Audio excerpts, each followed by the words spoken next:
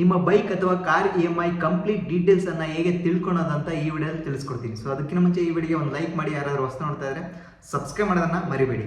First of all ನೀವು EMI ಹಾಕ್ಸಿರ್ತೀರಲ್ವಾ, so ಯಾವ ಕಂಪನಿಯಿಂದ ಅಂದರೆ ನಿಮಗೆ ಲೋನ್ ಕೊಟ್ಟಿರುತ್ತಲ್ವ ನೀವು ವೆಹಿಕಲ್ ತೊಳಕ್ಕೆ, ಆ ಒಂದು ಯಾವ ಕಂಪನಿಯಿಂದ ನೀವು ಲೋನ್ ಹಾಕ್ಸಿದ್ದೀರಾ, ಸೊ ಅವರ ಒಂದು ಜಿಮೇಲ್ನ ನೀವು ಕಲೆಕ್ಟ್ ಮಾಡ್ಕೋಬೇಕು. ಸೊ ಅದು ಎಲ್ಲಿ ಸಿಗುತ್ತೆ ಅಂತಂದರೆ, ನೀವು ಕಾರನ್ನು ಅಥವಾ ಬೈಕನ್ನು ಖರೀದಿ ಮಾಡಿರ್ತೀರಲ್ವ, ಆ ಒಂದು ಆಫೀಸಲ್ಲೇ ಸಿಗುತ್ತೆ, ಆ ಒಂದು ಬ್ರ್ಯಾಂಚಲ್ಲೇ ಸಿಗುತ್ತೆ. ಆ ಒಂದು ಜಿಮೇಲ್ ಐಡಿನ ನೀವು ತೆಗೆದುಕೊಳ್ಳಬೇಕು. ನಂತರ ನಿಮಗೆ ಕಾಣ್ತಿರೋದು ನಿಮ್ಮ ಒಂದು ಜಿಮೇಲ್ ಮೇಲೆ ಕ್ಲಿಕ್ ಮಾಡಿ ಈ ರೀತಿಯಾಗಿ.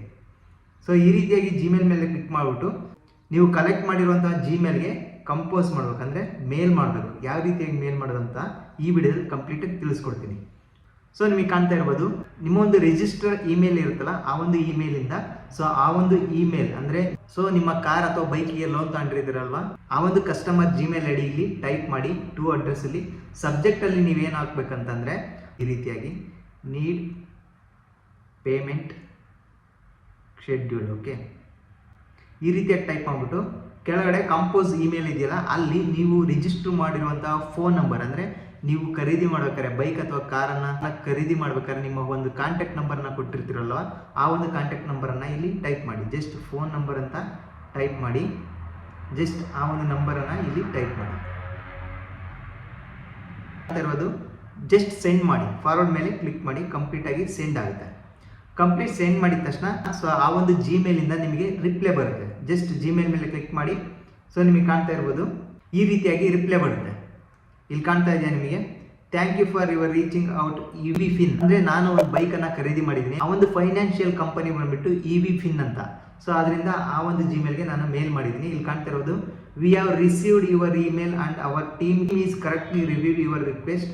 Please note that you can expect a response from within 5 to 7 working days. ಅಂದರೆ ವರ್ಕಿಂಗ್ ದಿನಗಳಲ್ಲಿ ಅವರು ರೆಸ್ಪಾನ್ಸ್ ಮಾಡ್ತಾರೆ. ಅಂದರೆ ನಿಮ್ಮ ಒಂದು ವೆಹಿಕಲ್ನ EMI ಎಷ್ಟಿದೆ, ನೀವು ಎಷ್ಟನ್ನು ಪೇಮೆಂಟ್ ಮಾಡಿದ್ದೀರಾ, ಅದೆಲ್ಲ ಡೀಟೇಲ್ಸು ನಿಮಗೆ ಎಕ್ಸೆಲ್ ಶೀಟಲ್ಲಿ ಫಾರ್ವರ್ಡ್ ಮಾಡ್ತಾರೆ. ಸೊ ವೆಯ್ಟ್ ಮಾಡಿ, 24 hours ಒಳಗಡೆ ನಿಮಗೆ ರಿಪ್ಲೈ ಬರುತ್ತೆ. ಸೊ ವಿತಿನ್ 2 hours ರಿಸೀವ್ ಆಗುತ್ತೆ ಎಕ್ಸೆಲ್ ಶೀಟ್. ಓಕೆ, ನಿಮಗೆ ಕಾಣ್ತಾ ಇರ್ಬೋದು. ಸೊ ಈಗ ರಿಪ್ಲೈ ಬಂದಿದೆ, ಜಸ್ಟ್ ಅದ್ರ ಮೇಲೆ ಕ್ಲಿಕ್ ಮಾಡ್ತಾ ಇದ್ದೀನಿ. ಸೊ ಕೆಳಗಡೆ ಎಕ್ಸೆಲ್ ಶೀಟ್ ಕಳಿಸಿದ್ದಾರೆ ನೋಡಿ, ರೀಪೇಮೆಂಟ್ ಅಂತ ಎಕ್ಸೆಲ್ ಶೀಟ್ ಬಂದಿದೆ. ಜಸ್ಟ್ ಅದ್ರ ಮೇಲೆ ಕ್ಲಿಕ್ ಮಾಡ್ತಾ ಇದ್ದೀನಿ. ನೋಡಿ ಕಂಪ್ಲೀಟಾಗಿ ಓಪನ್ ಆಯಿತು.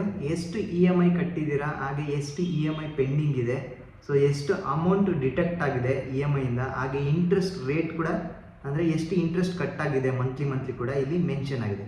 ಸೊ ನಿಮಗೆ ಕಾಣ್ತಾ ಇರ್ಬೋದು ಕಂಪ್ಲೀಟ್ ಡೀಟೇಲ್ಸ್ ಈ ರೀತಿಯಾಗಿ ನೀವು ಪಡ್ಕೋಬೋದು. ಸೊ ಎಕ್ಸಾಂಪಲ್ ನೋಡಿ, ನಿಮಗೆ ಕಾಣ್ತಾ ಇರ್ಬೋದು 13 EMI ಕಂಪ್ಲೀಟ್ ಮಾಡಿದ್ದೀನಿ. ಸೊ EMI ಪೇಡ್ ಡೇಟ್ ಕೂಡ ಮೆನ್ಷನ್ ಆಗಿದೆ. ಸೊ ಇಲ್ಲಿ ಪ್ರಿನ್ಸಿಪಲ್ ಅಮೌಂಟ್ 7,502 ಇದೆ.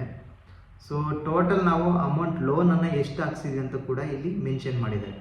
1,20,000 ಸೊ ಲೋನನ್ನು ತೊಗೊಂಡಿದ್ವಿ, ಅಂದರೆ ವೆಹಿಕಲ್ ಮೇಲೆ ಇಷ್ಟು ಲೋನನ್ನು ತೊಗೊಂಡಿದ್ವಿ. ಈ ರೀತಿಯಾಗಿ ಕಂಪ್ಲೀಟ್ ಡೀಟೇಲ್ಸ್ ಅವರು ಕಳಿಸ್ಕೊಡ್ತಾರೆ. ಸೊ ಈ ರೀತಿಯಾಗಿ ನಿಮ್ಮ ವೆಹಿಕಲ್ನ ಕಂಪ್ಲೀಟ್ EMI ತಿಳ್ಕೋಬೋದು. ಈ ವಿಡಿಯೋ ನಿಮಗೆ ಖಂಡಿತ ಹೆಲ್ಪ್ಫುಲ್ ಆಗಿದೆ ಅಂತ ಅನ್ಕೊಂತೀನಿ. ಹೆಲ್ಪ್ಫುಲ್ ಆಗಿದ್ರೆ ಒಂದು ಲೈಕ್ ಮಾಡಿ, ಯಾರಾದರೂ ಹೊಸ ನೋಡ್ತಾ ಇದ್ರೆ ಸಬ್ಸ್ಕ್ರೈಬ್ ಮಾಡೋದನ್ನ ಮರಿಬೇಡಿ. ಹಾಗೆ ಈ ಒಂದು ವಿಡಿಯೋನ ನಿಮ್ಮ ಫ್ರೆಂಡ್ಸ್ಗೆಲ್ಲ ಶೇರ್ ಮಾಡಿ, ಸೊ ಅವರು ಕೂಡ ಈ ಒಂದು ಮಾಹಿತಿ ತಿಳ್ಕೊಂತಾರೆ. ಓಕೆ, ಸೊ ಮತ್ತೊಂದು ವಿಡಿಯೋದಲ್ಲಿ ಮತ್ತೊಮ್ಮೆ ಸಿಗೋಣ. ಓಕೆ, ಟೇಕ್ ಕೇರ್, ಬೈ ಬಾಯ್.